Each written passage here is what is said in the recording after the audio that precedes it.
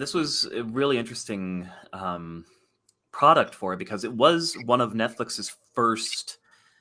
Uh, Oddly enough, it was one of their first exclusively airing animes, but it wasn't one of their first licensed animes. It was actually licensed and then like co-licensed by Netflix and somebody else.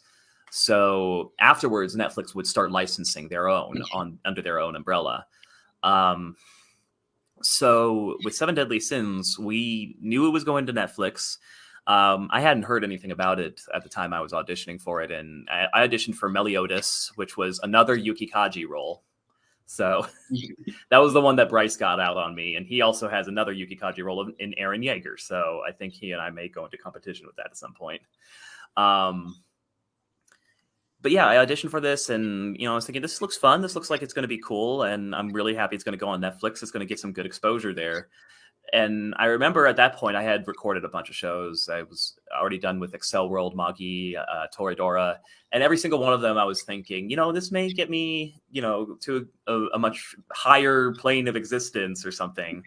But even then I found my name wasn't really known. I mean, there were still fans of the shows, absolutely. But I still wasn't really good about marketing myself out there. And when it came to Seven Deadly Sins, I found when I was going to conventions afterwards, people were more familiar with that than any of my other roles, probably mostly because it was on Netflix and just so widely accessible.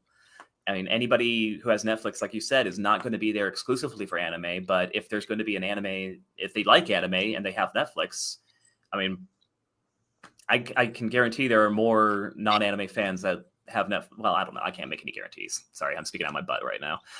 But what I'm saying is that it would have a much wider audience than just people going to the anime specific services. They would see this, even if they're not an anime fan, maybe become an anime fan off of it. Or even if they weren't aware of it, it's there. It's on Netflix's homepage and you've got the service. So why not look at it?